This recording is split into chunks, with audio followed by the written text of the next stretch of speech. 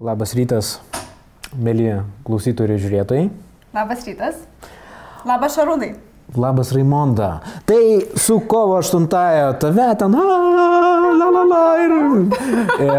su kovo 8-ąją mielas moteris. Ir aš prisėdu prie sveikinimų taip pat. Ir šokam iš karto nuo vienos temos prie pagrindinės seminaro temos. Jo, šiandien kad ir kovo 8, kad ir graži šventė, bet mes nusprendėme kalbėti tokia tema kaip skyrybos, nes kad ir kovo 8 kažkas tuokėsi, kažkas gauna gėles, o kažkas skiriasi šią dieną. Taigi gyvenimas vyksta, nepaisant to, kokia šiandien yra diena. Taigi smagu, Šarūnai, tave matyti. Vėl padžiazuosim mane. Vėl padžiazuosim. Mes tas skyrybas išversim, taip kalbėsim, kad skyrybos vis dėlto būtų ta gyvenimo, naujo gyvenimo pradžia, o ne pabaiga viso gyvenimo, taip, kas labai dažnai būna. Tai štai ką mes kalbėsime, kas yra skyrybos, kodėl jos įvyksta, kokios klaidos yra daromos pagrindinės po skyrybų, kaip jaustis gerai po išsiskyrimo ir vaikai, ką sakyti jiems, kaip kalbėti su jais. Taigi, dar primenu dėl klausimų rašymų, kad jeigu turite klausimų, tiesiog rašykite galite iš karto, kai tik jie kyla, kad mes juos gautumėm laiku. Tai ką, pradedam. Kas yra skyrybos? Skyrybos dviejų žmonių, dažniausiai moters ir vyro, sprendimas nebegyventi kartu, nutraukti santykius, ar ne? Ir dažniausiai inicijuojamas vieno iš partnerių. Taip dažniausiai būna, ar ne? Dažniausiai. Nes jeigu yra gera santuoka, harmoninga, būtų patenkinti, tai dažniausiai tokie žmonės nesiskiria. Teisingai? Taip. Jeigu abu tai tenkina.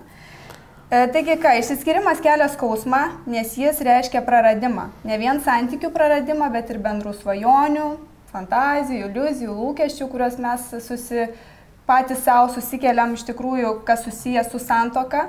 Ir tai mes prarandame ir dėl to sielojamės. Ir atsiranda netikrumas dėl ateities, prarastas saugumo jausmas ar ne, tuštumos jausmas praradus žmogų kabutėse. Taip. Todėl, kad mes to žmogaus niekada neturėjome, neturėsime ir neturime. Mes esam santuokoje du atskiri žmonės ir iš tikrųjų nepriklausantis vienas kitam, tik tai bendru sutarimu gyvenantis kartu. Taip. Tiesiog, ar ne? Ir kas man dar patiko labai viena mintis, kad tokia iliuzija, kad sutikus kitą žmogų, mes liktai tampame geresni, mes tokia pakylame liktai savyje, ar ne, tokį pilnatvės jausmą jaučiame. Ir kai to žmogaus nebelieka, mes vėl jaučiamės vieniši, sužlugdyti, tokie niekam nereikalingi ir tiesiog, ar ne? Kas tai per iliuziją? Pirmas dalykas, jeigu mes einam santykius būdami nelaimingi arba tampame nelaimingi santykiuose, tai bjaurumas yra tame, kad mes tampame mažiau nelaimingais ir mus žmogus kažkiek tai nutraukia nuo paties savęs, nuo tų problemų, kur mes galim savie turėti. Ir kai vyksta skyrybos, tai mes paprasčiausiai grįžtam į tą sunkią būseną, kurioje buvom. Ir kas dalyje, pavyzdžiui, santykių būna,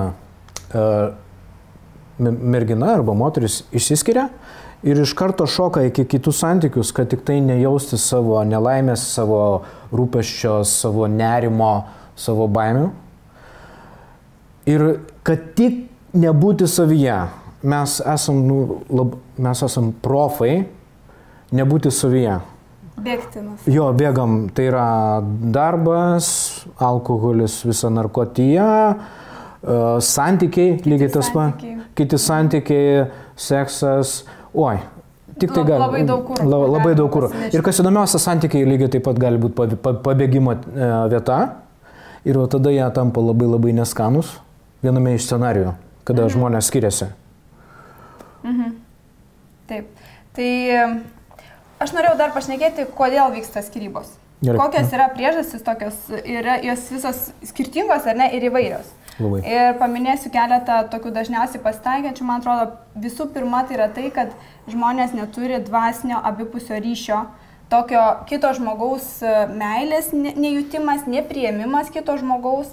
Ir vienas iš kito reikalavimas meilės, tokios kaip elgetos, du elgetos reikalauja vienas iš kito meilės ir nei vienas neduoda. Jo, bando griebti vienas iš kito, tai mes jeigu kalbam, tai aš gal perfrazuosiu, mes kalbam labiau apie artumo jausmą, tai yra, kai mes kalbam apie šilumos jausmą, kurio dalinasi partneriai vienas su kitu. Ir to jausmo netekimas yra vienas iš variantų, kame yra problema. Aš manyčiau, kad jo nebūna netgi. Jo jau iš pat pradžių nėra. Nes viena iš bėdų būna, kad mes užsifantazuojam ir patikim, kad va čia mes prieš mus yra tas arba ta. Ir paskui... Tas galbūt yra, kai iškelia mums tuos gerus jausmus, savo mūsų gerąjį aš iškelia ir mums atrodo, kad tai susijęs su kitu žmogum ir atrodo, kad tas ryšys yra. Taip. Ir reikia turėti omeny, kad pradžia metai 2 labai stipriai veikia chemija. Būna netgi chemija veikia tik tai mėnesį laiko. Ir chemija simuliuoja labai stiprų jausmą meilės. Todėl įsimylėjėliai būna neadekvatus. Taip atrodo. Neadekvačiai, nes per juos tikrai eina meilė ir tai būna demonstracija, kad galima būtų pasiekti kiekvienam iš mūsų. Visą laiką taip jaustis, ne? Jo, galima visą laiką taip jaustis, aišku, šitoj planetų Žemėje, jeigu labai stiprios būsenos, tai šitas kūnas net netinkamas yra tokiam būsenam, bet tai yra demo. Visą laiką, ne? Ir žmonės kaip narkomanai užsiciklina ant šito ir galvoja, kad wow, čia taip turi būti visą laiką. Nors iš tikro prie to eiti galima būtų, kas labai norėtų, bet tai yra tik tai demo ir žmonės galvoja, kad wow, čia šitas dalykas turėtų būti visą gyvenimą. Ir nesuvokia, kad tai apsiramina ir švelni meilės forma. Jinai dominuoja poroj, jau normalioj, gražioj poroj švelnia tekme, švelnia šiluma vienas kitam. Nėra jokių baučikių, ten wow. Tokių, ne? Tokių bangų. Jokių ten bangų nėra. Yra gražus šilumos jausmas vienas kitam. Taip. Tai to nebuvimas, kai nėra šito, kai nejaučiam vienas kitam. Jo, širdies ryšys. Aš tai vadinu širdies ryšiu. Ir jeigu nėra širdies ryšio, taip žmonės dėl to skiriasi. Sekantis lygmuo koksai? Sekantis nemeilė savo. Nežinojimas, kas tai yra. Kai žmogus yra nepatenkintas savimi, jis nepatenkintas yra ir kitu. Ir tada prasideda pretenzijos visokios, reikalavimai. Na ir tuo pačiu ir kitas gaunasi nepatenkintas, abu nepatenkinti, tai kas lieka skirtis. Ką dar noriu išskirti, ar tu nori pasakyti dar kažką? Tai aš tada pridėsiu. Reiklumas savo yra ir per didelis standartai, ir per didelis kabinėjimasis prie savęs ir pasaulio. Tai yra vienas iš didžiausių variantų, didžiausių tokių sunkumų yra žmogui šiaip gyvenime ir poroj. Ir pora tik tai išryškina tą kančią, kurį žmogus turi su savim ir su kitu. Ir prisikabinėjimasis ir pretenzijos labai stipriai numušinėja moralinį pasitenkinimą partnerio. Taip. Ir vienas iš, ką tu minėjai, kas atsitinka, kodėl įvyksta skyrybose, tai kad partnerio moralė krenta juodai ir viskas, nes kitas žmogus paprasčiausiai nenori jau stengtis daugiau. Ir viskas ir viso gero, kai motyvacija ir moralė yra užmušama, ate santykiam. Tai yra labai stiprus punktas. Ir prevencija yra, viena iš prevencijų yra baigti fokusuotis į negatyvą, dirbti su savim, kad pažabot tos labai neskanius procesus, kurie vyksta pas dalį iš mūsų. Kiekvienas mes turim tų grožybių. Ir mokytis iš naujo matyti pasaulį visų pirma, save. Ir tada jau automatiškai žmogus kitas, jisai matosi kitaip. Požiūris, ne? Čia tas elementarus požiūrio pakeitimas. Taip. Elementarus požiūrio pakeitimas. Mes labai daug girdime apie tai, bet labai sunku tą padaryti. Labai daug girdim apie požiūrio pakeitimą. Taip, ir be požiūrio pakeitimo kiti santykiai po skyrybų greičiausiai bus panašus. Jo, nes žmogus nepasikeičia. Tai jeigu tu nepasikeitė, ateina pas tave toks pat. Taip. O kaip kitaip, ne? Gerai, kita problema. Toliau. Taigi vyksta nuožmi kova tarp sutuoktinių dėl statuso, kuris yra teisesnis. Reiškia, vyksta kova, kuris kurį pakiš po padu.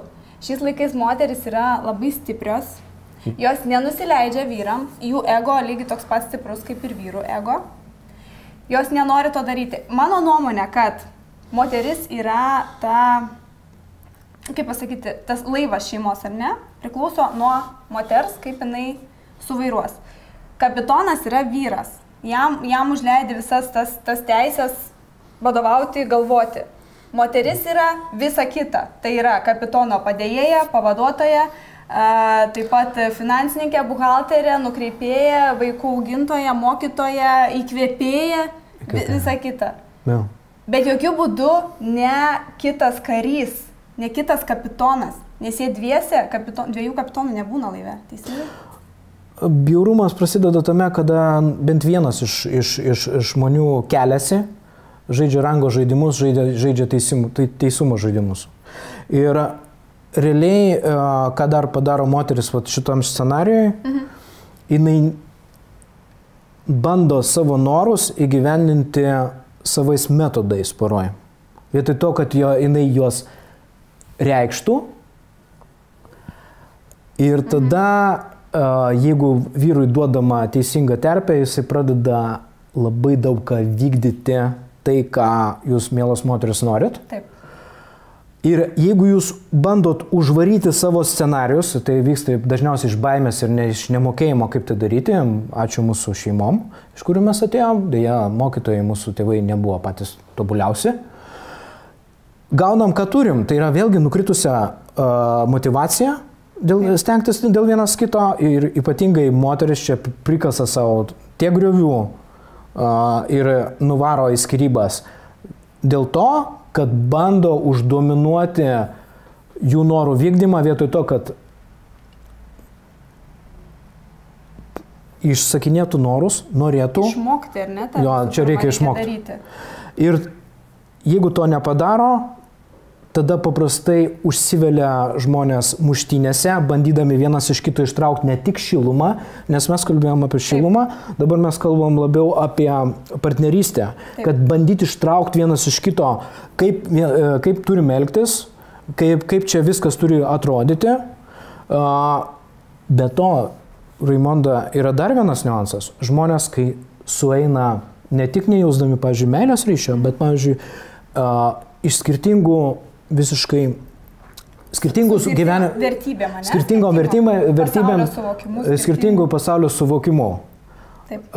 Mes, kai einam į labai su skirtingų žmogumi santykius, mes turim tokius išbandymus, kurie praktiškai normaliam žmogui yra labai sunkiai pakeliami. Taip.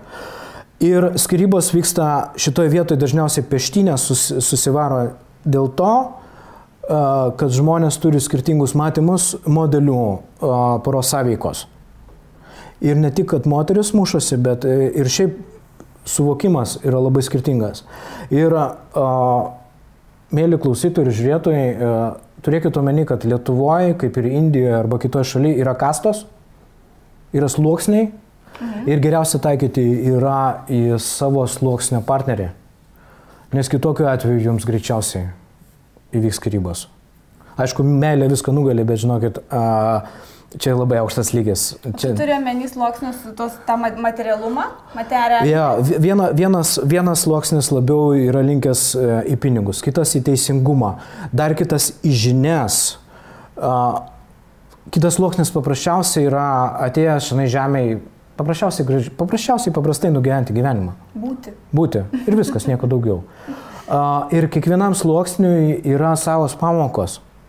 Ir kai susieina gražuolė kokia nors miestietė ir žinys, ir prasideda cirkai. Oi, ten.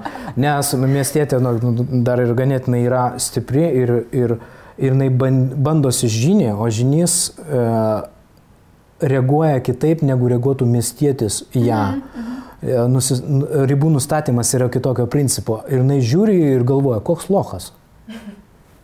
Ir prasideda paniekos ratas užsivaro, nes jinai tada bando lipti nuo jo ant galvos, jisai pradeda įsižeidinėti ir taip toliau. Tai vien žodžiu... Ir tiesiausias kelias vėl į skyrybas. Taip kad plius muštynės vyksta dėl ko dar. Ir paskui skyrybos. Mes neišmokstam vidinio pykčio. Vienas dalykas pratekinti per savo kūną. Mes nemokam elgtis su savo pykčiu, kurio prigeneruoja visa aplinka. Ir gaunasi taip, kad mes tą pyktį pamatom artimą žmogų. Vienas iš variantų, kas buvo, mane kalbino labai tokia išmintinga šauni mergina ir sako, viskas lygtais santykiuose turėtų būti gerai.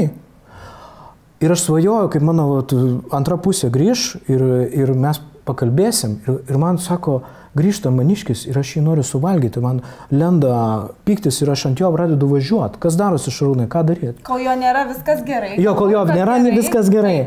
Tik jisai pasirodo. Ir jinai visa nepatenkinta pradeda važiuoti. Ir kitą dieną jinai pasižiūri ir nesupranta, kas darosi. Vietoj to, kad tai būtų artumo galimybė su partneriu. Vietoj to mes turime visišką kapiec. Ir tada, ką aš patariu tuo atveju ir suveikia, kame yra problema. Aš žinojau jos visą situaciją ir aš pasakiau, pas tavo situacija labai stipriai generuoja tavo pyktį ir tu ateini grįžti namo pailsėti visą sužeista. Ir tavo reikalas yra, tavo psichika sujunginėja vyrą ir tuo metu valymosi norą ir galvoji, kad ta agresija yra apie jį. Tai tau teks atskirti šitą agresiją ir pradėti pasakotis ir išleidinėti pyktį kitais būdais, pasakotis jam, pasakotis draugiam, nusipirkti bitą, išdaužyti pagalvę, bet prajutinėti pyktį ir atskirti. Jo, bet vėlgi ir metodika yra paprasta, kad pasako dėl ko pikta. Suprasti, suvokti galų gale, kodėl tu pyksti. Taip. Ir žinokit, susitvarkė. Tai vis dėlto, žiūrėk, yra mano nuomonė, kad tas kitas artimas žmogus tau parodo, ką tu turi savyje. Lygiai taip pat sutuoktinis, lygiai taip pat vaikai, jie nieko blogo nedaro iš esmės, juk jie nieko blogo nedaro, viskas yra mumise. Taip. Taigi, kai mes susitvarkysim su savo neigiamom energijom, su savo to pykčių, kontrolės, jausmų, neapykantą, viską, ko mes ten turim, viskas. Mūsų kiti nebemokins, nes nebebus ko, jūs išmokot pamoką ir suvokėt, kame buvo reikalas. Tai labai svarbu. Taip. Toliau, priklausomybės visos įvairios irgi alkoholis, narkotikai, sportas, visos priklausomybės taip pat veda į negerumus. Kas yra, kur jau žmogus yra priklausomas, tai jau... Ir pagrindinis momentas šitame, kodėl įvyksta skyrybos, tai yra dėmesio fiksavimas ne į artimą žmogų, į save. O bandymas pabėgti nuo savęs, koncentruojantis į kažką.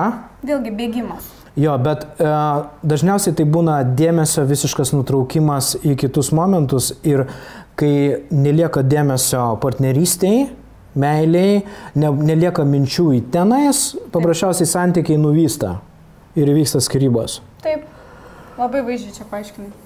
Taip, teisingai. Dar ką išskiriau, vaikų atsiradimas ir su jų atsiradimu tų problemų dar paaštrėjimas, kurios buvo iki vaikų, tai dabar dar atsiranda dar nauji mokytojai. Dar vienas arba du arba trys, ten kaip paskui. Kaip užtenka ir vieno, ar ne? Užtenka. Pilnai, kai toks ateina, toks geras jau mokytojas, būna ir tokių. Ir tai va, ir Vaikai rodo, santykiai blogėja ir labai dažnai tokios poros išsiskiria vaikams paaugus. Aš skaičiau, kad moteris dažnai būna taip, kad paauginami vaikai yra iki kokių 6-7 metų, kada jie yra mokyklinio amžiaus ir moteris skiriasi. Nes jos jau gali pačios auginti tą vaiką, jis yra gana savarankiškas ir jie nebepakelia to vyro, ar ne? Taip. Ir skiriasi. Nepakelia ne to vyro, nepakelia santykių, kuriuose... Viso to chaoso, kuriame gyvena. Atrodo, kad bus lengviau. Kurie abu prisidirbo, abu. Taip. Tame tarp ir moteris. Tai žinoma, kad taip, bet aš kalbu iš moterų, kodėl su vaikais būtent, kai susiję būna. Kad aišku, kad reikia suprasti, kad tiek vyras, tiek vaikai rodo tau, kas yra negerai. Nes labai geras momentas, kad sunkumai geriausiai parodo poros dinamiką ir prieš tuokiantis labai rekomenduoju išsibandyti vienas kitą sunkumuose. Tai yra būtini testai, įsivertinant, kaip jūs tvarkysitės sunkiose situacijose. Nes sunkumuose ir išlenda visi malonumai, nes ateina žmonės į konsultacijas, kad jie netinai dažnai sako, žmogus geras kaip geras, bet kai problemos, tai mes turim tokių bėdų, kad šagės.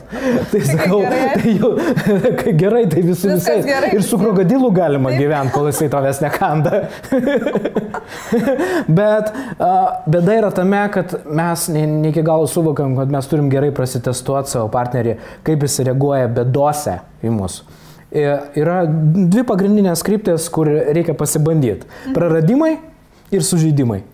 Nes praradimai generuoja baimės ir nerimus, o sužeidimai generuoja pyktį ir savigraužas ir taip toliau. Ir labai gražiai pasimato ant netikėtų praradimų testų, bet vėlgi šiandien apie testus nekalbėsim, kaip savo partnerį prasitestuoti. Vyrai irgi gražuoliai neprasitestuoja šitų variantų, lygiai taip pat gauna labai stipriai galvą. Nors moteris labiau laikomas nukentėjusiomis, bet būna ir vyrų tas pats. Neprasitestavot, sakėt, meilė nugalės, viskas bus gerai. Aha, jo. Deja, vyrai ir moteris, mes turim šiandien bėdą, kad mes galvojam, kad viskas bus gerai. Ne. Nebuvo padaryti namų darbai pirminiam santykių etapui, pačinčiai, tai tada ir deja, paskui jau vyksta skyrybos. Dėl to, kad dalis žmonių santykiam yra netinkami paprasčiausiai. Bet jisai geras, kai jisai nepyksta ir neproblemų. Reikia gimdyti vaikus. Jo, oi. Ir panašiai.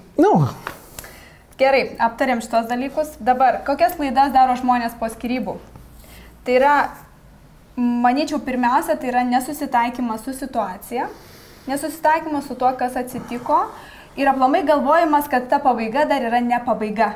Ir vis bandymas dar galbūt pritempti, gal dar pavyks. Šiaip iš esmės reikia dėti tašką. Jeigu jis yra taškas, viskas taškas. Nes tie santykiai, tie, kurie yra tempiami, jie niekada nepritempiami iki to, ko jūs norit. Jau jeigu išsiskyrėm, tai išsiskyrėm. Ir ką reikia suprasti, jau kai vyksta skyrybos, tai yra krizė.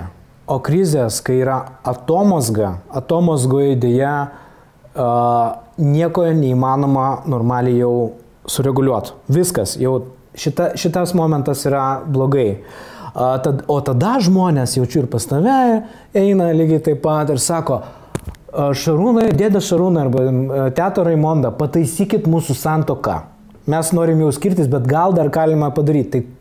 Ir tada klausimas būna, neklausėmės, kur jūs buvot prieš tai 5 metus. Ką jūs išdarinėjot tuo metu.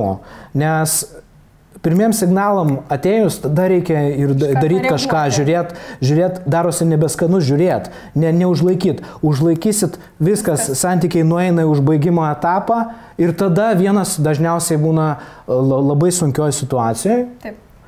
Ir prašo, maldauja, sako, Šarūnai, padėk. Ką galima padėti, kai atėjo santykiai užbaigimo momentą? Vienintelis būdas atėjus po 5 metų nieko nedarimo arba 2 metų nieko nedarimo, nesitvarkoma su savim, yra išgyventi tą krizę ir paskui galbūt normaliai išgyvenus yra šansas, prie kurio nereikia kabintis, yra šansas turėti galbūt dar vieną variantą. Su tuo pačiu žmogum po kažkurio tai laiko, bet dažniausia sąlyga tokioje poroje yra, kai vienas stipriai pasitvarko savo vidinį pasaulį. Tada yra šansas. O geriausia abu. Tu čia per daug reikli Raimonda žmonijai. Aš nežinau. Aš irgi taip galvoju. Geriausia abu. Tada tikrai galima iš vis naują santuoką. Du nauji žmonės sukuria naują santuoką. Taip, realiai tada... Tai yra visai kitokia, visai kitai tarpusavyje žmonės bendrauja, jie klauso, pradeda klausyti, suprasti, priimti vienas kitą. Čia, kaip gražiai šypsais. Idealus toksai santykis, ar ne? Kaip smagu būtų, kad tai visi gyventų. Bet tai įmanoma iš tikrųjų. Įmanoma, jeigu dirbama su savim. Taip, pirmiausia. Tai pasiekima. Taip, pirmiausia. Toliau, kas labai irgi svarbu yra, kad galbūt netgi pirma priemonė, kurios griebiamas yra po skyrybų, tai yra svaiginimas alkoholiu arba kitose svaigaluose. Gal čia vyrams labiau būdinga, aš galvoju, moteris didesnį atsakomybės jausmą turi tokį. Dažniausiai, moteris save kankina kitaip. Kitaip. Na, žodžiu, alkoholis irgi blogai, bet mes jau apie tai kalbėjom liktai, ne? Tai žinom, kad tai nieko nepakeis, tai tik laikinai jums užlies sąmonę jūsų, užlies jūsų širdį, kurią ir taip skauda, tą sielą kankinančią ir tai nieko nepakeis. Tik tai pratęs tą kankinimosi laikotarpį. Tai Raimonda, porą tokių blokų, ką siūlai, gerai, vyksta skyrybos ir mes kalbam apie žmogų, ne tą, kuris sako, skyrybos. Apie tą, kuriam blogai. Tai pirma aš noriu pašnekėti apie tai, ką jie daro blogai, o paskui šnekėsim, ką reikia daryti. Super, gerai. Gerai? Tai va, dar vienas toksai jausmas, kuris lydi ką tik išsiskyrus, tai yra savigaila. Labai gaila savęs. Tai va, būtent gal čia tas pats, kur mes kalbėjome, kad tu galvoji, kad tu esi toksai fainas, šaunus, viskas buvo tarp mūsų gerai, o dabar tai bats ir išsiskyrėm. Kaip čia? Ir aš jau toks negeras, negražus, nefainas, nebereikalingas galų gale. Ir reikia turėti omenyje, kad mūsų psichika, kai mes į santykius investuojam, mums kitas žmogus tampa, mums investuojant, darant įnašus vis brangesnis. Ir mūsų psichika signalizuoja, kad mes netekom kažko brangaus. Ir yra pasakojimas indiškas, kai keliautojas, būsimasis išminčius, oazijai atranda miestą ir ateina į turgų ir žiūri tokie gražūs, pailgi, raudoni vaisiai sultingi. Ir taip, už visus ten gražius pinigus nusiperka tų vaisių, išsineša iš užvartų, atsisėda po medžiu ir kanda ir ašaros tik tai chringst. Ten pasirodo pipirai.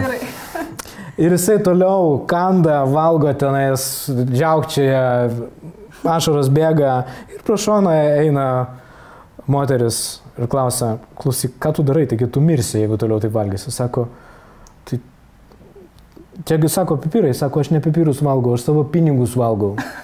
Gaila pinigų. Ir krizė yra dėl ko savigailos ir pykčiai ir taip toliau, kad mes nenorime paleisti ir mes galvojam, kad tai, kas buvo santykiuose, buvo mūsų. Kad mes turim kažkokias teisės į visą tą situaciją. Tai yra dėl to. Mes užhipnotizavom save,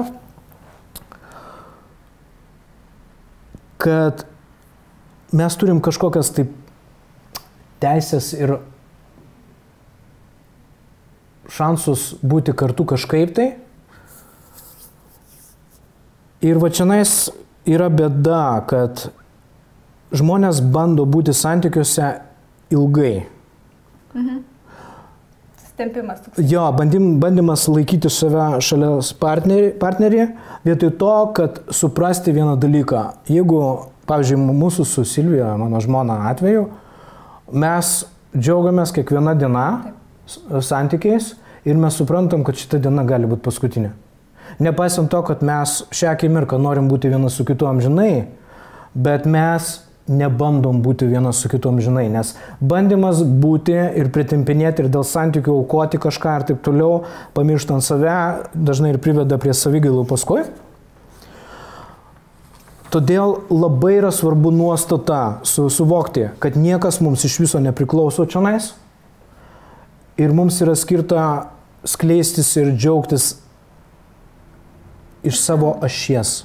Iš savęs. Ir reikia būtinai grįžti prie savo ašies ir suvokti, kad šalia esantis žmogus tik tai mums duoda tam tikras galimybės atsiskleisti. Lavinti save. Lavinti save, bet Kai tik tai mes pagalvojam, kad kitas žmogus yra mūsų laimės šaltinis, kad čia mes tokie ypatingi prie jo, kai tik tai mes atiduodam galę tenais, dažniausiai gyvenimas atima tai. Taip, ypatingai jeigu tas prisirišimas labai didelis, tai tada vyksta dėja atvirkštiniai procesai. Taip, kas dar paskutiniai tokie, kad žmonės, ką daro po skyrybų, iš karto krenta į kitus santykius, tai mes apie tai jau kalbėjom, trumpalaikiai romanai visokie, nes galvoji, kad... Jo, bet trumputė tada tokia pastabėlė dėl to. Baigėsi santykiai, nieko baisaus, jeigu jūs eina tenais, bet turėkite omenyje, kad tai yra pasiekmes tam tikros. Jūs neišgyvenat tam tikrų procesų savy, jūs ne iki galo paleidžiat savo partnerį. Kitas momentas yra moralė. Moralės momentas vis dėlto, nepaisant to, kad aš nemėgėjęs kalbėti apie moralę. Ir tai yra labai tokie daug spastų moraliai. Bet yra vis dėlto vienas moralinis aspektas. Kai žmogus išsiskiria ir eina į santykius su kažkuom, ta kita pusė tikisi normalių santykių. O tik po skyrybų dažniausiai tas santykių modelis, jisai būna toksai pereinamasis. Ir jūs ne savo gerą darote ir bandot palengvinti situaciją, bet ar tas kitas žmogus supranta, kad jisai yra labai kitoj roliai negu normali pora. Ir šitoje vietoje jums teks būti sąžiningiam pasakyti, kad aš šiuo metu pergyvenu skyrybas ir aš nežinau, kas dėsis su šitais santykiais. Todėl prašau iš manęs nieko nesitikėti, nes aš šiuo metu nesu adekvatus, nesu normalioje situacijoje. Ir tada jau gali žmogus rinktis, gali tikėtis kažko, tai taip toliau, bet turi būti pasakyta, kad šiuo metu jūs pergyvenat. Jis žino tada tai, o netikisi, ar ne, kad tai bus normalūs sveiki santykiai. Yra šansas, kad nebus. Todėl labai atsargiai su šitom. Ir geriau yra pergyvendinti. Ir biški palaukti nešokti ant santykių. Tai va, ką reikia daryti, ar ne? Kaip mums atsistatyti po tų santykių tada toliau? Aš išskyriau tokius 3 punktus, ką reikia daryti. Tai pirmiausia yra, kokios yra tokios fazės. Tai yra pirma, susitaikymo, atleidimo ir paleidimo tų buvusių santykių. Toliau savianalizės ir savęs tobulinimo, tai einam į save. Ir trečias yra naujos meilės paieškos. Tai čia nekalbėsim, man atrodo, labai daug, bet tiesiog, kad jau po to tada mes galime galbūt eiti į tą kitą etapą jau, ar ne? Praėję tas 2. Tai pirmiausia, kas yra susitaikymas, atleidimas, paleidimas. Tai yra tiesiog būtina atleisti žmogų, jį paleisti tuo pačiu visas iliuzijas, visus lūkesčius, pasakas, tą, ką buvot prisikūrę, kad jūs gyvensit kartu ilgai ir laimingai, pagimdysit 5 vaikus ir viskas bus tobula tiesiog. Tai va šitos dalykus reikia paleisti, tiesiog atsimerkti ir pasižiūrėti, kokia ta situacija yra reali. Kaip yra iš tikrųjų, o ne kaip jūs norėtumėt, kad būtų. Manau, kad tai yra labai svarbu, tiesiog įvertinti realiai situaciją, suvokti. Čia vos ne šaltų protų suvokti tai. Bet pradžioj šaltas protasgi nepadeda, ypatingai nukentėjusiai pusė. Ir turėkit omeny, kad vis dėlto teks eiti į skausmą. Ir tas skausmas nėra fizinis, nors jis jaučiamas beveik fiziškai. Ir toks stiprus, kad jaučiamas fiziškai. Skausmas ateina iš to, kad smegenų jungtis persitvarko ir jūs įgaunate išminties, jeigu norite. Nes yra 2 variantai. Pamokos. Arba žiūrėti visą šitą reikalą kaip į galimybės mokytis. Arba nueiti į jauką, arba ten baudėją, ką tik tai nori, kaltinti visą pasaulį. Pačiam piktyje virti. Taip. Vien žodžiu, mes renkamės šitoj vietoj, ar iš to mokytis ar ne. 2 galimybės. Ir susitaikymo, atleidimo, paleidimo momentai, jie yra giliosios psichologijos momentai, kur atsidaro mūsų siela. Ir kartais žmonės tame skausme, šiaip būna žmogus kaip žmogus, biški arogantiškas, biški falšyvas, biški dar koks nors, kai kalo skausmas atsidaro tikra esybė ir žmogus tampa panašus į žmogų, nes atsidaro gabalas širdies vėl. Klausimą turiu. Šarūnai, ar tik tai per kančią, per skausmą atsidaro siela? Mane šitas klausimas neramina. Aš dar neradau atsakymą, nes kol kas man atrodo, kad taip. Todėl, kad mes galvojam, dabar taip, kančia iš tikrųjų yra smegenų persitvarkymas, todėl taip ir skauda, nes neuroninės jungtys persiorientuoja ir iš to ateina skausmo pojūtis. Tai taip mes keičiam požiūrį būtent va, tokiu būdu. Tokiu būdu. Požiūris geriausiai keičiamas ne per žinias, o per užpakalį. Per patirtį? Taip, per patirtis. Jo, gali turėti žinias, bet nieko nevyks. Tik tai žinios ir patirtis, jeigu sujungiat, jos tada turi šansą tapti išmintim. Pačios vienos žinios jos netaps išmintim, pačios vienos patirtis netaps išmintim. Todėl yra kitas variantas, yra daug dvasingumo krypčių, viena iš jų studijuojasi, kuri yra džiaugsmo ir ramybės kelias, bet tai nėra klasika ir reikia paieškoti, kad tai nebūtų nesąmonė, kad tai nebūtų svaiginimasis, bet realiai galima, taip, galima. Tik tai dažnesnis kelias yra per kančią. O tam, kad mesgi negalim sau leisti. Kodėl taip yra uždarytas tas kelias per džiaugsmą, ramybę, atsipalaidavimą nueiti link išminties gyvenimo? Taip. Kodėl? Todėl, kad mes neleidžiam sau būti laimingi. Mes jaučiamės giliai viduj, visa visuomenė jaučiasi kalta. Ir mes nesąmoningai einam į baudimą savęs ir per bausmės išpirkimą, tai yra jau krikščioniška filosofija labai veikia. Tokiu būdu mes bandom palengvinti savo ir kai kuriem gaunasi. Bet yra ne tik krikščioniškas kelias, bet yra žymiai daugiau atšakų, kai kurios yra pavojingos, kai kurios yra šaunios, kurios veda link tiesos ir vidinės ramybės ir išminties ne per mušimą, o per atsipalaidavimą, atleidimą. Ir vat ką tu parašai, atleidimas, paleidimas yra raktiniai žodžiai,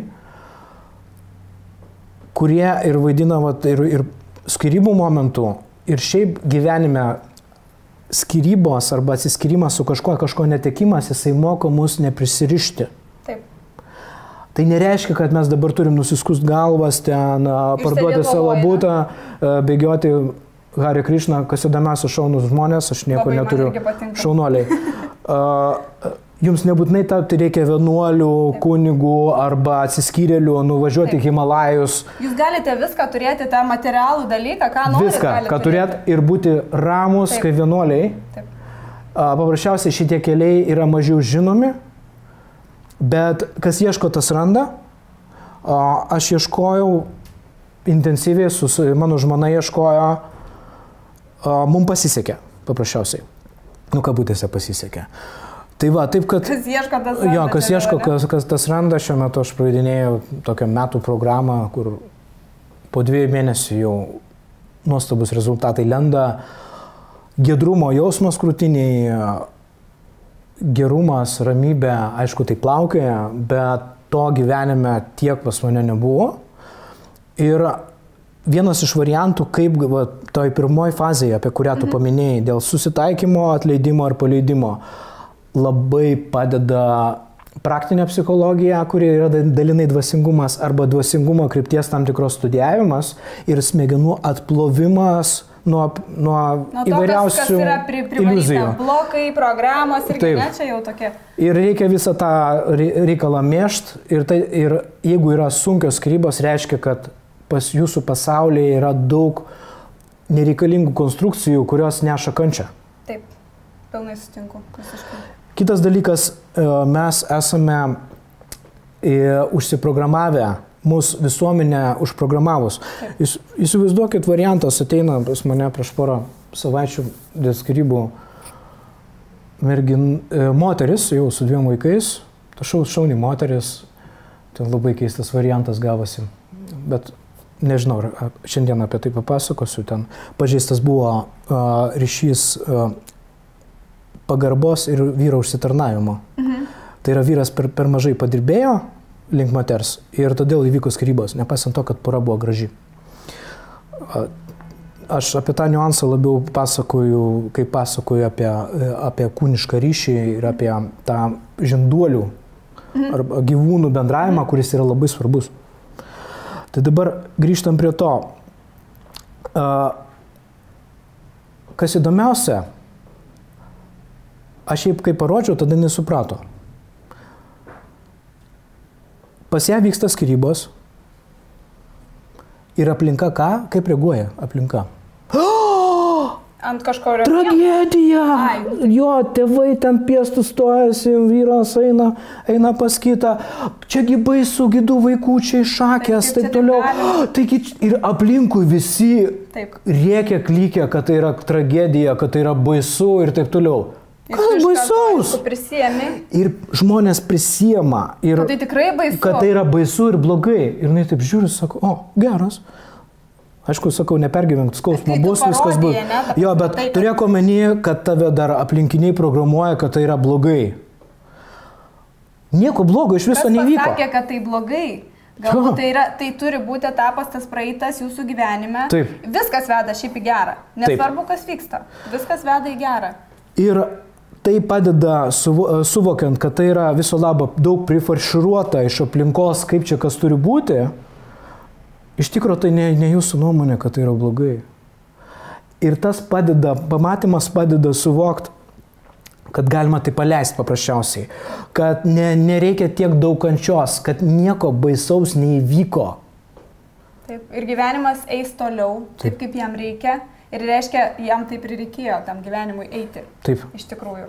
Tai tada palengvins tą susitaikymą, tokį priėmimą. Tai čia vienas iš momentų. Taip. Vienas iš momentų, taip. Toliau? Ne? Jo, kaip... Toliau, kad būtina į save pradėti, tobulinti, dirbti su savimi. Mes jau čia daug šnekėjom, aišku, čia viskas dabar persipinė tos temos, bet esmė, kad mes nukreipiame visą savo dėmesį į save, o nebe į partnerį. Mes jį paleidžiame, jo nebėra, bet aš tai esu. Aš turiu susitvarkyti su savim, aš turiu pasižiūrėti, ko ten turiu viduj, ko man nebereikia, kodėl aš pykstu, pradėti suvokinėti, ar ne? Tai vėlgi pradėti eiti tas dvasinius dalykus ieškoti, taip pat ir į fizinį savo kūną atkreipti dėmesį, palepinti gal jį daugiau, kažkur į spa procedūras, užsirašyti į sporto klubą kokį, ten, nežinau, kažkokių grožio procedūrų. Kažką va tokio dėl savęs, kur būtų jums malonu, kur jūs vėl sutiksite žmonių, prasiblaškysit, nes kiekvienas išėjimas jisai keičia, kiekviena sekundė keičia gyvenimą. Taip, ir yra tokie du blokai, ką žmogus turi daryti visą laiką, ir ypatingai po skyrybų, kai pergyveno, kai išgyveno skausmą, susitaikė, tai yra du blokai - meilė savo ir šiluma savo, ir kitas dalykas - pasitikėjimas savim. Ir aš tos dalykus, kad būtų žmonėm taip įdomiau matyti, tai išskiriu tokius du blokus. Ir va, savęs lepinimas, čia yra viena dalis, stipri dalis per prievartą, ypatingai moterim. Norėti, ne? Jo. Kita dalis atstatyti pasitikėjimą savim, nes būna nukenčia arba vienas, arba kita dalis. Arba labai daug skausmo būna, arba labai daug nerimo. Baimės praktiškai, nes nerimas yra baimė plus mentalas užsisukęs. Taip. Tai va, ir šitos du momentus paprasčiausiai, čia per modelius kalbam, keliam, tada gaunasi atstatyti savo, jeigu mes tai susitvarkom, mūsų emociniai resursai atsistato. Vidus, ne ta vidinė energija? Taip. Mes atrandam energijos, nes iš tikrųjų jos nebelieka kažkurio momentu, tu nebenori nieko daryti, tu nebenori keltis iš lovos, nebenori dirbti, nei su vaikais būti, nieko nebenori. Tiesiog tokia ta savigaila, viskas užsisuka, kad nebėra vidinės energijos. Ir eiti iš to mentalo, eiti iš savigailų, nes nieko tai nereiškia. Ir jeigu jūs ten būsite savigailo ypatingai, tai nesibaigs. Ten ilgai ir galima ir nuobodžiai tai pabūti. Pagailėt kažkiek tai ten vieną, dvi dienas. Gali paglostyti save, ar ne? Jo. Tiesiog pat save, apsikabinti galima pačiam save. Bet labai neilgai, nes tai niekur neveda. Nes neveda ta savigaila. Laikas vis dėlto suprast, kad prisimti atsakomybę už savo gyvenimą, nebekaltint kito arba kitų, koks aš čia nelaimingas arba nelaiminga. ir grįžti prie savo ašies. Taip. Va, apie atsakomybę už savo gyvenimą prisėmimą dar norėjau pasakyti, kad va, tapti savo gyvenimo šeimininku jau va, nuo dabar. Nes galbūt buvo kažkokie vaidmenys, kuriuos atlikinėjo sutuoktinis, ar ne, o dabar reikės pačiam. Bet reikia priimti tas pamokas, ypatingai moteriai, ar ne, kas atrodo labai sunku, bet tu gali pažiūrėti tai kaip į pamokas, kaip į iššūkius, kaip va, aš išmoksiu kažko tai naujo. Čia man galimybės yra, aš sutiksiu vėlgi kitų žmonių, o ne kad, oi, ir man, pavyzdžiui, ten mašiną taisyti, ne? Ten, oi, man reikės važiuoti į tos servisus. Ten nieko, ten normaliai, visi gražiai su tavimi elgiasi ir vėl, kai tu nori išmokti, kai ateini su ta kita energija ir tas žmogus vėl su tavimi kitaip elgiasi. Visada yra toksai kaip veidrodis, bet jau aš savo gyvenimą tą pastebiu, kad kaip tu į kitą, taip ir kitas į tave. Jo, viskas išeina iš to, ką tu skleidėjai ir kom pats kvepi ir kitus tepi. Oho, geras. Pasakė viena labai nuostabi išmintinga moteris. Geras. Čia reikia dar prisiminti. Tai tą aptarėm apie meilės, aš žiūriu į mūsų laiką, apie naujos meilės paieškas, nežinau, ar spėsime, žiūrint, kiek bus klausimų, bet galbūt galėsime tai aptarti, aš labai noriu prie vaikų. Nes jo, žinau, kad tai yra labai svarbu ir aš girdėjusi jo, kad sako žmonės, aš tai jau aš, kaip nors jau aš susitvarkysiu, pergyvensiu, išgyvensiu, bet ką daryti su vaikais. Ir kalba eina ne tik išsiskyrus, kalba eina priimant sprendimą skyrybų, ką žmonės dažnai klausia ir tarėsi, jeigu ateina pas mus su Silvija. Tai klausia, ką? O tai kaip vaikai? O kaip? Normaliai vaikai. Kas įdomiausia vaikams skyrybos, jeigu jūs jam nepriprogramuosit, kad tai yra tragedija ir nematys tos tragedijos. Bet vėl dar kartą, visuomeniai paplitęs mitas. Skyrybos yra tragedija, vaikai su vieniša mama neužauga pilnaverčiai. Jo, neužauga pilnaverčiai, o aišku, pilnaverčiai užauga šeimoje, kur kaip katė ir šuo pjaunas ir taip toliau, nors aiškina žmonės, kaip gyventi vaikam, bet vaikaigi mokosi ne iš žodžių, o iš pavyzdžių. O iš pavyzdžių ir iš jūsų būsenų. Jie atkartos ir modelį, kas įdomiausia, pasiliksit vardan vaikų, tai jie atkartos modelį nelaimingos šeimos, kuri pasiliks dėl vaikų. Jie kartos tą patį. Nes tokia programa yra įdiegta ir tiesiog žmonės negali elgtis kitaip, kol jie nepradeda į save gilintis. Kai jie pradeda save gilintis, pažinti save, tada jau jie gali daryti sprendimus visai nepriklausomai nuo to, ką juos prifarširavo.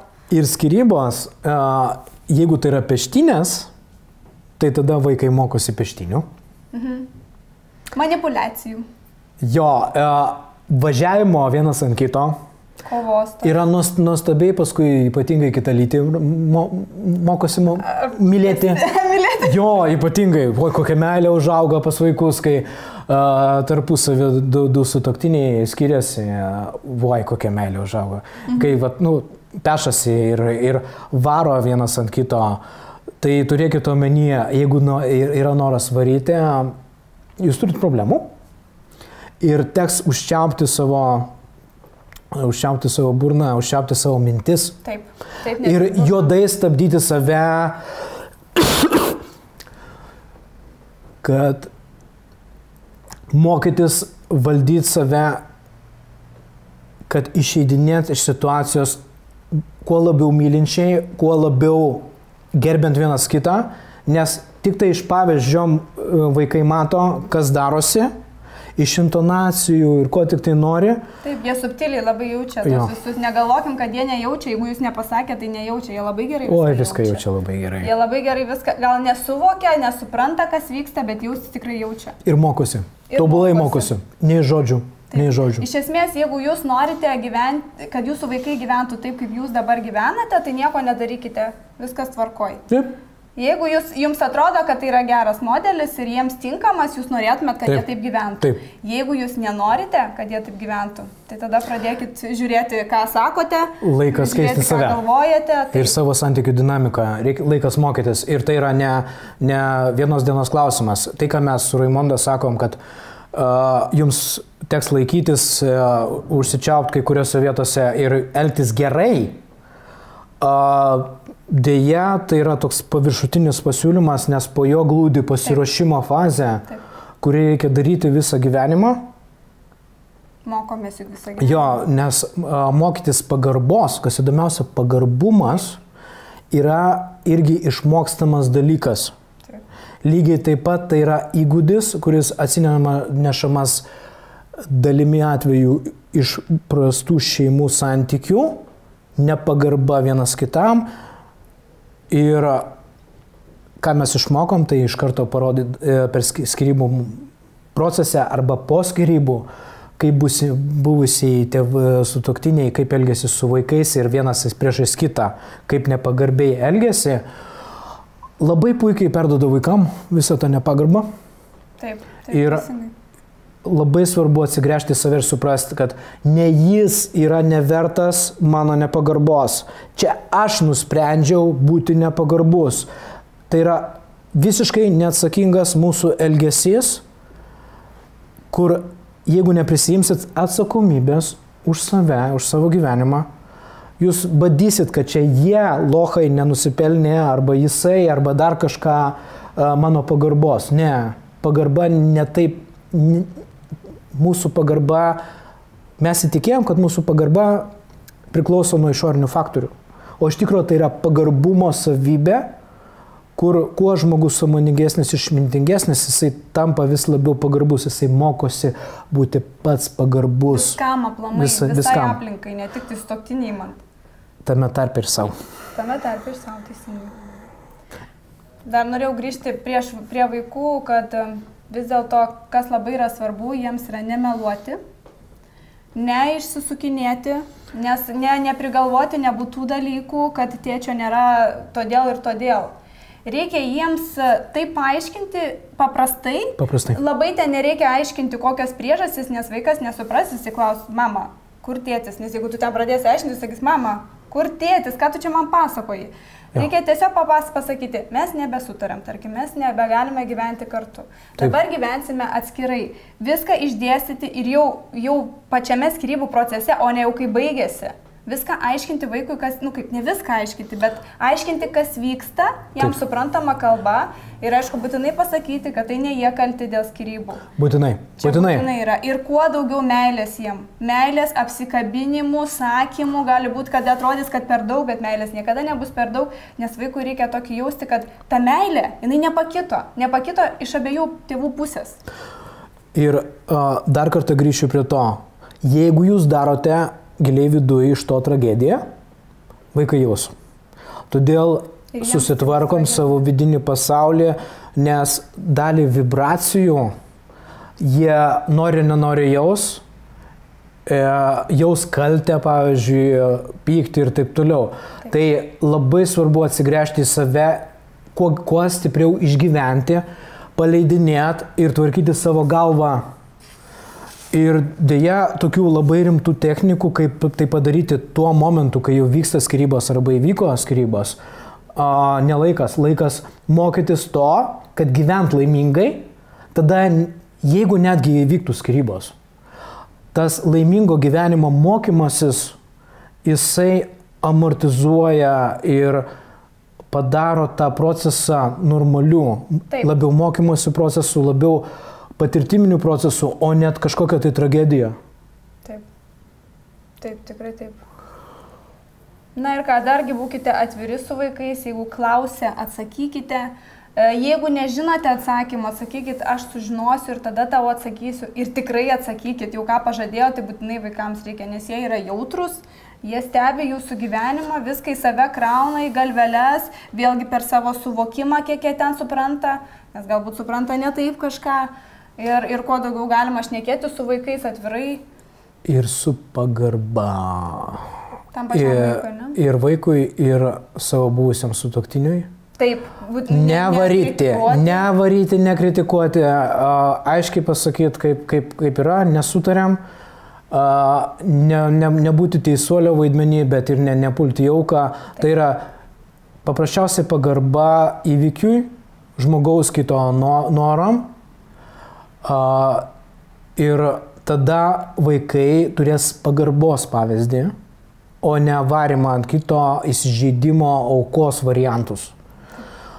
Žiūrėkim, ką mes kūrėm tuo metu, bet vėlgi sakau, jeigu nėra pasiruošimo, tai tada ta situacija, kai ateina pas mus, ją labai sunku suvaldyti. Mes, aišku, aš manau, kad ir tu kažkiek paruoši žmogų ir padedi jam, bet turėkit omeny, kad mes kaip konsultantai arba psichologai arba dvasininkai, mes galim šiek tiek nuraminti, šiek tiek pagelbėti, šiek tiek laikinai atsukti smegenėlės į tokią normalesnę poziciją, bet turėkit omeny, kad jūs kūrėt savo pasaulį ir jūs esate atsakingi, koks yra jūsų įsitikinimų darželis, koks yra jūsų laimės, meilės, šilumos, pasitikėjimas savim darželis. Tai, kas yra užauginta jumise ir yra pagrindas eiti per gyvenimą, tame tarpe ir gyvenimo tam tikrų momentų užbaigimuose, kaip jūs elgiatės. Tai yra tik tai pasiekmes to.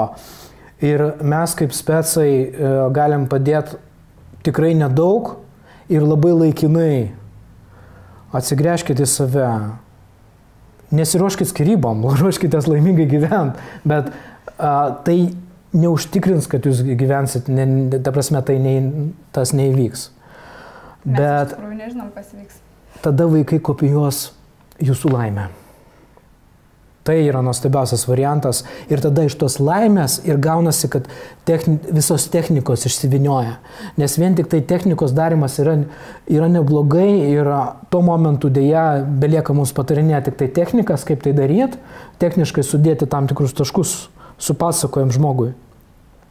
Bet, sakau, pagrindas jisai turi būti gilesnis ir aš visą laiką agituoju žmonės, mylėjai, mes turim dirbti su savim, mes turim studijuoti santykius, mes turim studijuoti save tam, kad mūsų gyvenimas būtų gražesnis, kad mūsų išraiška gyvenimo būtų gražesnė ir nuo to mes nepabėgsim. Ir tada krizės būna kaip krizės, o ne kaip tragedijos. Tai iš vis gali pasižiūrėti į tą krizę kaip į pamoką, net tokiais tragedija, krizė, čia labai tokie žodžiai mumis pjaunantis jie iš karto. Taip. Tai juos galima pakeisti kitaip, tai yra užduotis, tai yra iššūkis, tai yra gyvenimo pokytis. Ir kaip tu jį žiūrėsi vėl pakeitus tą požiūrį ir viskas pasikeičia tada.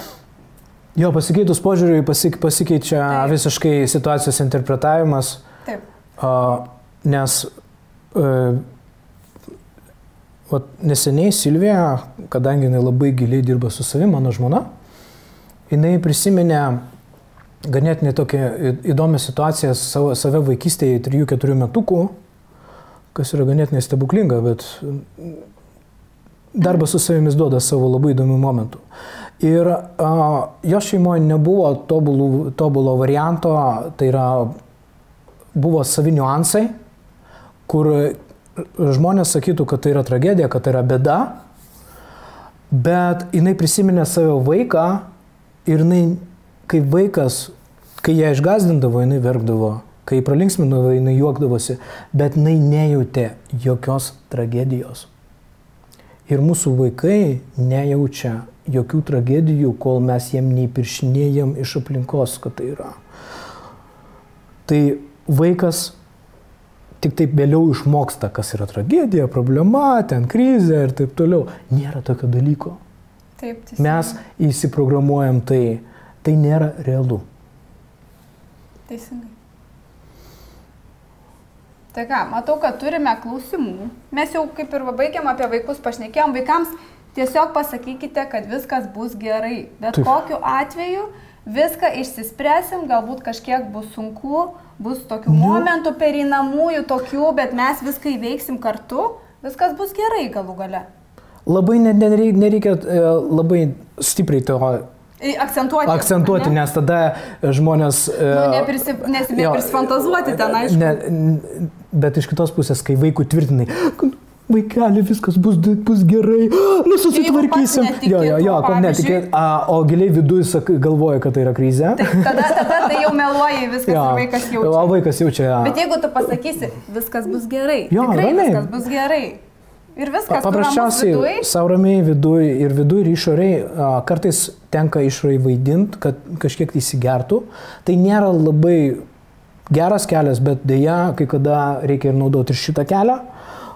Tai yra tas vadinamasis vaidink, kol tau gausis. Kol tai taps tiesa. Kol tai taps tiesa, kažkiek tai veikia. Kažkiek veikia, teisingai, bet vat, irgi čia laikina tokia priemonė. Laikina priemonė. Turi ateiti į lygi tų šaknų. Jo, nes neprisikasit prie tų šaknų iki galo, vis dėlto reiks eiti ir iš kitų vietų prie savęs. Taip kad labai atsargiai su tom technikom vaidink, kol gausis. Šizofrenija gali gautis. Taip, nes tai nėra tiesa, kol kas tai gali irgi savų niuansų būti. Taip, atsargiai. Na ką, einam prie klausimų. Gerai. O kaip pasiryžti išsiskirti? Nu, Raimonda, riešk. Kaip pasiryžti tiesiog imti ir išsiskirti? Jeigu prie tašką tokį, kada galvojate, kad jau padariau viską iš savo pusės, kas buvo mano galioje, ir aš daugiau nebematau jokių išeičių, kaip tos santykius galima padaryti geresnius, aš sakyčiau tiesiog skirtis. Mes nesam pririšti vienas prie kito, va tas yra pasiryžti.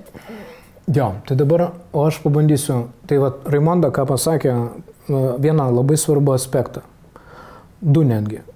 Pasiryžti ir ar jūs padarėte iki to viską, ką galit. Nes kai pasiryžti išsiskirti, tai yra tas etapas. Jau kada padarė viską?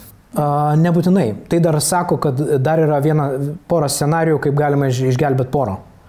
Tada reikia skubiai studijuotis, taikant į pačias geriausias knygas santykius. Skubiai. Juodai, kaip išprotėjusiai, lakstyti į seminarus ir skaityti knygas ir žiūrėti vis dėlto, ar tikrai viską padariau. Toliau konsultantai, dvasininkai, kelti savo sąmonės lygį. Tada aš jau pereinu prie sekančios dalies, kaip pasiryžti išsiskirti. Dažniausiai, kodėl neišsiskiria pora? Todėl, kad jinai per daug susipinusi. Susipinimas yra galimas atsipalaiduoti ir arba ištiesinti santykius, arba išsiskyrimas galimas tada, kai pas žmogų pakyla sąmonės lygis. Arba jisai gauna bent jau technikas, pamatymus kitus, toliau atpalaiduoja prisirišimus, kurie ryšo prie to žmogaus. Taip.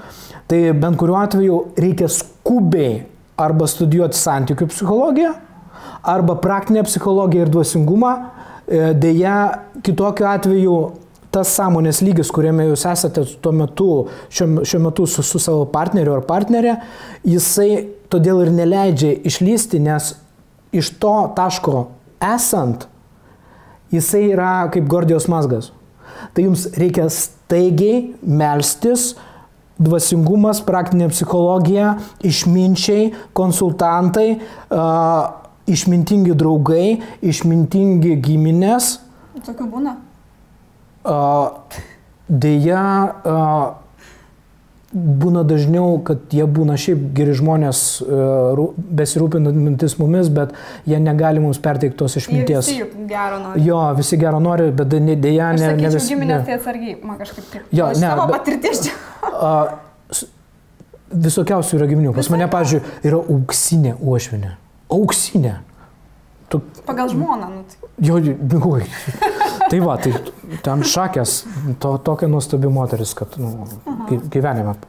Ir galų gal, aš kaip suprantu, vis tiek skaitai, gilinies ir eini į save. Ir tada, einant į save, atsistatyti savo emocinius resursus, meilę savo ir pasitikėjimą, ir tik tai tada galima iš to taško skirtis. Kitas variantas, kas pasakė Raimonda, paprasčiausiai kirsti. Tada, aišku, vien tik tai kirtimas be pasiruošimo, jisai duos tąsymąsi greičiausią etapą. Skirsitės, trauksitės ir taip toliau. Arba taip, ar tu santykiuose tasysies ir nieko nedarysi, ar tu besiskiriant tasysies ir nieko nedarysi, čia tas pats. Biškai lygiai skiriasi. Bet, kas įdomiausia, nukirtimas kartais sutvarko vyro. Pažadina biškai? Jo, pažadina skambutį. Taip, kad kai kuriais atvejais tai yra visai toksai geras streso įnešimas vyrui, tada pas jį atsistato vidinė žinduolio pagarba ir tada jis labiau atkreipia dėmesį į moterį. Ir tada mes turim variantą, kad modelis gali išsitiesinti poros.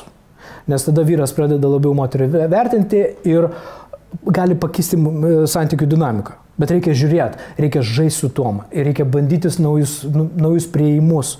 Bent kuriuo atveju reikia suprasti, kad klausime, o kaip pasiryžti išsiskirti, glūdi pasakymas.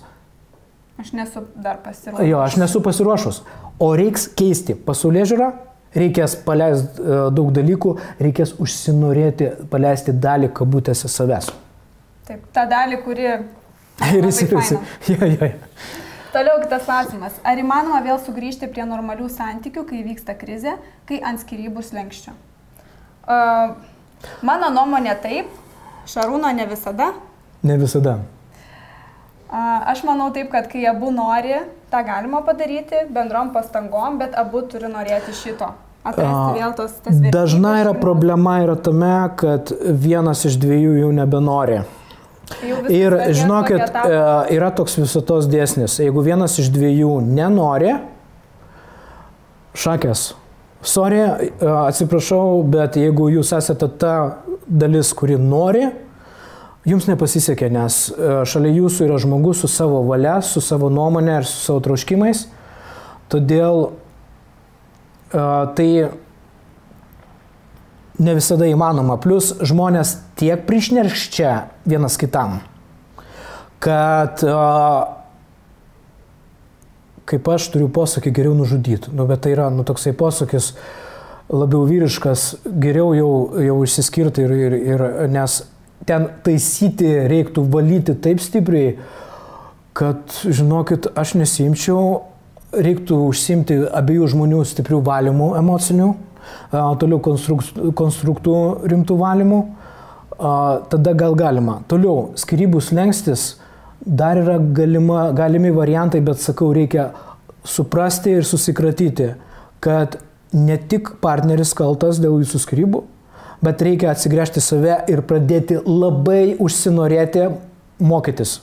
Labai užsinorėti mokytis ir paleisti dalį savo principų, ne meilę savo ir pagarbos, o dalį principų. Tai yra du skirtingi dalykai. Žmonės labai tai suplaka į vieną. Pastebėjai šitą dalyką matyt per konsultacijas. O ką? Taigi aš ten taip toliau.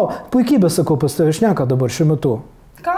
Ir ką mes darom, tai suvedinėjame į du skirtingus momentus. Kas yra meilė savo ir kas yra puikybė ir išsikalinėjimas žmogaus. Taip. Todėl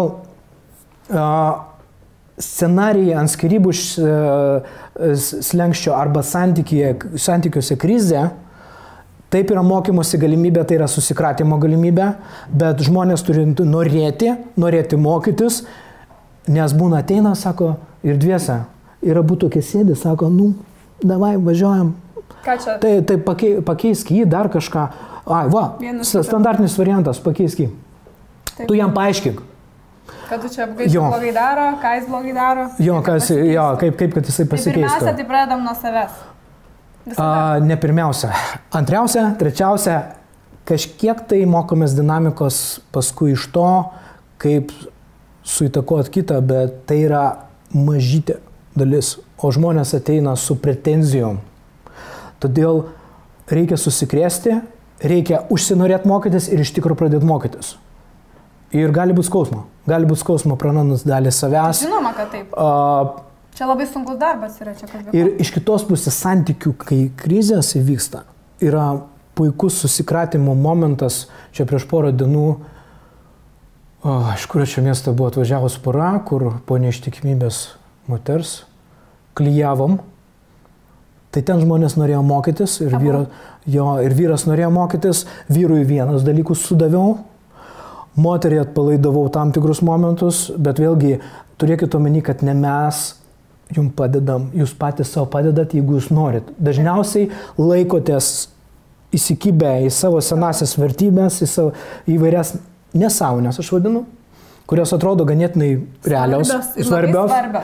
Ir tada joks nei santykių stiprus konsultantas, nei dvasininkija, nei psichologai, niekas jums nepadės. Laikas suprasti, mokausi nuo šito momento. Okay. Gerai, atsakėm. Gyvenimas teka savo vaga, viskas kaip ir tvarkoj, bet nebematai ateities su žmogum. Kaip pranešti antrai pusiai, kad nori skirtis, kuomet nėra konfliktų? Čia geras. Na, prašau. Pas mane prieš porą metų buvo vienos įmonės savininkas, kuris sako, aš nesuprantu, kas darosi. Mes gerbėm vienas kitą, bet aš nenoriu su šitą moterim daugiau būti. Ir pas mane kažkas pradėjo darytis, aš pradedu su ją darytis bjaurus. Tai vis provokuoju ją. Konflikto, ne? Jo, provokuoju ją ten, į konfliktą. Ir sako, ką man čia daryti? Tai mes ten sutvarkėm per ritualus, aptvarkėm ir taip toliau, sudėjom, kad vis dėlto nebūtina tai daryti. Priėjom prie to. Tai dabar yra kaime posakis. Mylimiausia kiaulė, sunkiausia papjauti. Tai kaimiškas posakis. Jo, kai yra pagarba, taip toliau. Bet turėkite omenyje, kad skyrybų priežastis, nebematau ateities su tavim, aš noriu turėti kitų patirčių, aš nebenoriu šitų santykių, bet prašiausiai šitie santykiai yra normalūs, bet aš noriu kitų santykių, yra normali, validi priežastis, net ir esant vaikam, eiti į kitus santykius. Ir va čia dabar jaučiu moralistai, jau tuoj su šakėm ir su deglais prie manęs pradės, mane pasitiks. Turėkite omenyje, kad moralė sako, kad turi būti su vienu žmogum iki gyvenimo galo ir tu čia įsipareigojęs ir taip toliau. Ne, santykiai yra apie savęs atradimą, apie laimės paieškas ir ėjimą per gyvenimą, suvokimą, kad laimė nėra kitam partneryje, pasiekimuose ir taip toliau. Bet jeigu tai suvoki, tai tada kam eiti ieškoti kito? Tu suvoki, kad čia tau pačiam liūdna, tam pačiam neįdomu gyventi. Taip. Taigi ir raskim tą motivaciją, kad būtų įdomu gyventi. Taip. Gyvenimas teka savo, viskas tvarkoj. Tai jeigu viskas tvarkoj, raskim dar savį jėgų. Tai dabar užsikurti vėl iš naujo. Super. Tai va, tai ką dabar iki galo Raimondas sukristalizavo. Pirmas momentas, pasižiūrim į save, kodėl gyvenimas nedžiugina, nes jeigu reikia gyvenimo džiaugsmą su kitu partneriu, pasižiūrim, tai galbūt... Siejam su kitu. Jo, siejam su kitu, o kitas neduos. Va čia yra daugeliu atvejų skyrybų ir krizių mitas, kad žmonės galvoja, kad kiti santykiai duos laimę. Realiai... Trumpalaikė bus. Jo! Tai 2 metai. Apie. Nuo mėnesio iki 2 metų. Tai dabar pirmas momentas, pabandom atrasti savo gyvenimo džiaugsmą, bet yra kitas momentas, vis dėlto iš karto pasakau, taip, jūs turite teisę paprasčiausiai išsiskirti. Taip turite. Žinoma. Turit. Kiekvienas turi tokią teisę. Nes mes nepririšti, niekur mes čia grandinėm nesurišti. Aš nežinau, koks pas tave procentas žmonių ateina, pas mane 30-40% žmonių ateina dėl skyrybų. Kaip normaliai išsiskirti? Kaip jaustis, ką daryti, tai yra, kas įdomiausia, toks būna klausimas, ką daryti geras žmogus. O ką dabar daryti? Nu, dėja, gyvenimo kelias, vienas iš momentų yra, taip mes išmokinti iš porą šimtų metų, kad mes turim va taip važiuoti. Dėja, žinokit, laikai yra tokie, kad mes turime eiti per patirtis. Ir jeigu jums norisi kitos patirties, jūs turite teisę tai daryti. Taip. Pasakmės bus, jos bus nemalonės, nes dažnai būna klausimas, kaip va čia padaryti, kad viskas būtų tiesiog šokoladė. Viskas būtų gerai, va čia visi besišypsantis mes išsiskirsim, taip toliau. Ne, taip nebus. Jūs pasakysit, kad norit skirtis iš karto, viskas kils uraganas iš karto. Arba žmogus nueis į savigailą, kentės, o jūs mylit jį. Taip, kad pasakmės bus, bet pirma, įsivertinam, kas darosi savyje, įsivertinam santykius ir tada nagrinėjame šansą, kad galime išeiti. Galima pasiruošti tam ir išeiti, paprasčiausiai atpalaiduoti tam tikros kaltes, pasiruošti tam. Taip, tai yra įmanoma. Tai įmanoma, teisingai. Toliau, kaip paleisti žmogų, kai nuolat kyla geri prisiminimai? Jeigu jie yra geri, kam jį paleisti? Reiškia, yra didelė tikimybė, kad ir toliau bus tie geri. Ir dabar yra gerai. Nebūtinai, ar ne? Čia aišku, kad nebūtinai. Raimonda kalbėjau iš savo taško kaip žmogus, kuris mato šitą dalyką per meilę. Bet aš manau, kad pas tave buvo situacijos, ir aš apie savo taip pat, kalbam apie tai, kai žmonės yra bando savo nelaimingumą taip įsileisti kaip injekcijas gerų dalykų. Tai yra, kodėl taip yra? Pirmas dalykas, pats žmogus, kai pats iš savęs yra nelaimingas, jisai bando save padaryti įvairiais būdais laimingu. Ir ką žmonės daro, tai naudoja gražius prisiminimus tam, kad pakelti savo savijautą. Ir paleidimo procesas yra toksai, vienas iš variantų, daug yra variantų, bet mano, pavyzdžiui, variantas yra toksai. Pirma, staigiai dirbti su savo savivertės atstatymu, sumažinti nerimą. Tas blogas emocijas, kas viduje. Jo, išgyventi sunkias emocijas, atsigręžti į savo vidinį pragarą ir apsitvarkyti jį, tada nusiema viena įtampų grupė. Tada gerus prisiminimus, paskui yra gerų prisiminimo gesinimo technika. Tai yra, ką moko specai, kaip galima gesinti prisiminimus. Aš nežinau, ar mūsų saitę su žmona mes tą techniką įdėjom, santykių ABC.lt. Yra aprašyta kažkur tai, aš dabar tiksliai nepasakysiu, nes ten labai daug straipsnių. Santykių ABC.lt vis tiek rasite, jeigu pasiskaitysit, man atrodo, yra straipsnis mano žmonos įdėtas apie tai, ir yra metodika, kaip stabdyti mintis. Tik tai pagaunam save, kad galvojam apie buvusį partnerį, arba apie būtent gerus prisiminimus apie buvusį partnerį, kur nebėra šansų, paprasčiausiai yra stabdo mintis, klikam mintise stop ir yra visa technika, kur apmokymas yra neilgas, bet mes dabar šiandieną nespėsim to padaryti. Tai vienas iš variantų. Aš tai, iš to, ką tu pasakei, man tokia mintis, kai mes išsivalysim tos iš savęs, tos visus, ką mes turim ten, tos visus blogumus, tada mums nebereikės tų injekcijų gerų prisiminimų. Ir tada mes matysime tai, kas yra. Geri prisiminimai yra gerai, bet tai praeitis. To nėra. Jau jo nebėra. Jeigu kas dabar su žmogum jau nebėra tų gerų prisiminimų, tai tada vėl darom išvadas iš to. Ir dar labai padės suvokimas, kad jūs apiplėšinėjat save dabartį. Bet tai yra, galvodamas apie praeitį, ne? Bet tai yra aukštas pilotažas, žmogus, kai klausia šito, ir jam reikia pradžioj atstatinėti savo savivertę, meilę savo, šilumą savo ir stabdyti mintis. Aš jaučiu šitam klausime, šiuo metu šitam, paskui jau galim rimčiau dirbti tolyn. Gerai, toliau dar čia įdomus klausimas. Vaikui 6 metų. Paklausus, kodėl išsiskyrėm, pasakiau, kad tėvelis nesirūpino šeima ir supykęs užpuolė mamą su peiliu. Žinau, kad negerai, kaip taisyti padėtį, vaikas ant to labai užsiciklino. Vis grįžta prie to pokalbio, akcentuodamas užpuolimą. Kai tai įvyko, vaikui buvo 1,5, jis ko gero neatsimena, bet kas žino.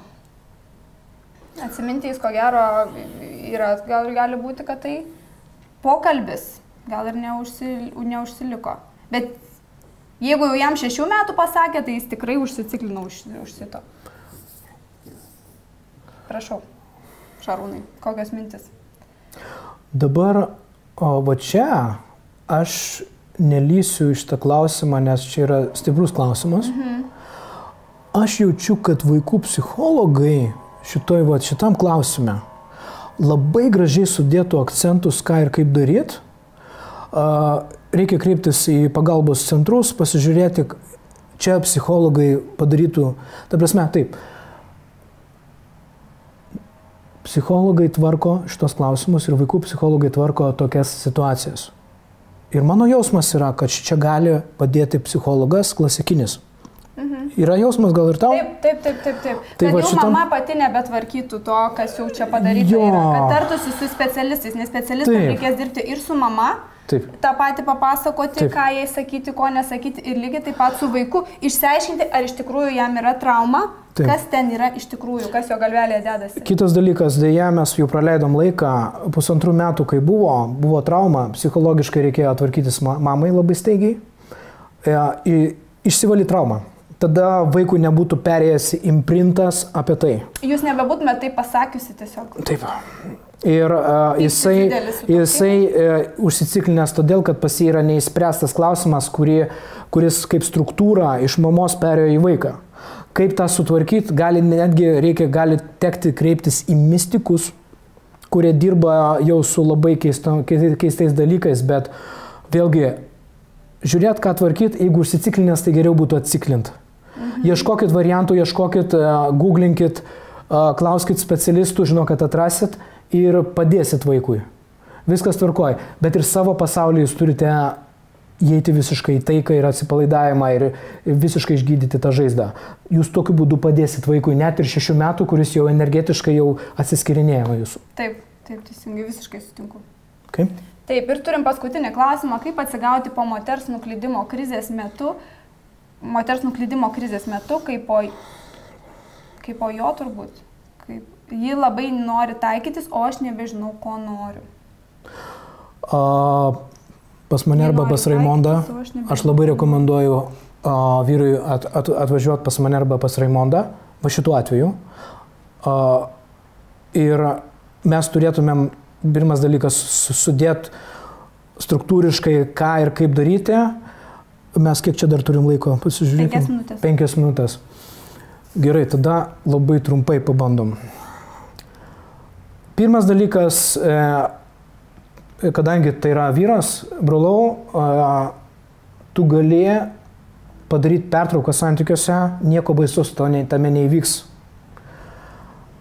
Toliau jūs kaip pora galit susitarti dėl to, arba su psichologu, arba pas mus, pas konsultantus, sudaryti tam tikrą planą, kur viena iš plano dalių gali būti skyrybos ateityje. Bet duokit savo laiko ir atsistatinėkit visų pirma, tada iš naujo persivertinkit visą situaciją, kas darosi. Po pertraukos vienas iš variantų pradėti eiti į pasimatymus iš naujo su ta moterim, kuri nori taikytis. O jeigu jau niekas nebedžiugina, nu tada jau skirtis. Bet nebedžiugina ir aš nenoriu, tai yra 2 dalykai. Pirmas dalykas – užgniaužti visi gražus prisiminimai, tai reikia išvalyti tą reikalą, tada toje erdvėje. Nepasitikėjimas ar ne kitų jau atsiranda tada. O tada jau galima pasižiūrėti, kas ten vyksta. Dar vienas momentas buvo atėjęs, dabar atėjo ir nuėjo. Aš galiu įsikišti tada. Gerai, davai. Mano tokia dar mintis kilo, kad vis dėlto moteris nuklydo, tai aš įsivaizduoju, čia turbūt neištikimybė fizinė, nes kas vyrą labiausiai žaidžia, aš taip įsivaizduoju. Gal ne labiausiai vienas iš tų tokių, kurie... Net ir susižadėjimas moters kitų yra jau neištikimybė, skaitomam vyro. Tarkim, kad jau įsikiša kitas vyras, tarkim, yra, ne, santykiuose, tas kitas vyras. Bet ką aš noriu pasakyti, kad va tokiai pradžiai, kad savo geriau jaustis, kad vis dėlto jums tai nepadarė jokios tiesioginės žalos. Jums. Nepadarė. Ta moteris dėl kažkokių priežasčių pasirinko tą kitą vyrą. Taip. Ir tai buvo irgi iš jūsų pusės kažkas padaryta ne taip. Kad jinai nusisuko. Jo. Ir... Čia jau reikia žiūrėti save, ne tik, kad vat mane jį išdavė, kokį jinai negera. Ne. Čia yra taip, kad jinai išdavė todėl, kad kažkas atsitiko tarp jūsų negerai, jūs nutolote tiesiog. Taip. Ir dabar jinai nori taikytis. Tai yra jau gerai, jinai turi aišku suprasti savo klaidą, viską, bet jūs turite išsiaiškinti, kodėl taip atsitiko. Ir kas įdomiausia, dalis darbo yra vidinio ir kas man ateina, kas va šitam variante gali būti. Pasidomėk vyriškumo, bet ne ta prasme tvirtumo tema, nežinau pačio amžiaus, jeigu biški truputį jaunesnis, tai tada vyrų ratas, pažiūrėk, gal vyrų ratas LT, gal daro iniciacijas į vyrus, realiai atstatyti ašį ir gyvenimo džiaugsmą ir tada gali santykis keistis, bet dar kartą, jeigu net ir nieko nesigaus, tu neprivalai, jeigu nenori galutinėme etape rinkti šitos santykius, nes mes santykius iš tikro renkamės kiekvieną sekundę su tuo žmogum. Ir mes, kai sakom, kad aš būsiu su tavim amžinai, mes sakom tik tai šiai sekundėjai. Nieko daugiau. Tu nieko neprivalai, tu nieko neįsipareigoji, bet tu turi išbandyti pirmą, apsitvarkyti savo pasaulį, pasižiūrėti santykių dinamiką ir tada jau priimti sprendimą. Nes kitu atveju tu turi teisę nežiūrėjęs tai padaryti, bet tavo klaidos kartosis. Tada. Taip. Ir tai gali vesti kituose naujuose santykiuose prie tos pačios atomazgos. Taip. Kam lipti į tą pačią Bus ta balą? Pakartosiu tą patį scenarijų greičiausiai. Tai va. Arba gali būti, kad išgelbėsi santykius. Bent kuriuo atveju tau reikia susirasti dabar išminčių, patarėjų, kurie pažiūrėtų iš įvairių taškų įvertintų, kas iš tikro pas tave darosi, nes aš manau, kad ir pas tave ateina žmonės, tada kalbėsi, žiūri, kas iš tikro vyksta, nes būna, kad nematai, Taip. Dėl ko, pavyzdžiui, nežinau, ko noriu. Taip. O ten išaiškėja labai niuansų įdomių. Na, aš manau, kiekvienas su savais tokiais niuansikas. Ojojoj. Tai ką, tai ačiū visiems stebėjusiems, tikiu, kad gavote naudingų žinių savo. Pagalvokite, permastykite, pažiūrėkite kitų kampų. Jeigu nepavyks patiems, kreipkitės į mus. O po skyrybų turėkite omenyje, kad skyrybų momentų, paskutinės tokia, norėjau gražią gaidą užbaigti. Prašau.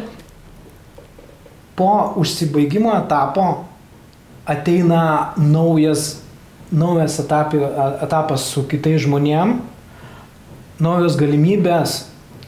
Reikia suprasti, kol jūs esate krizėje, skyrybose ir taip toliau, jūs esate nuspalvinti tą situaciją ir tom emocijom ir jūs nematot normaliai ateities.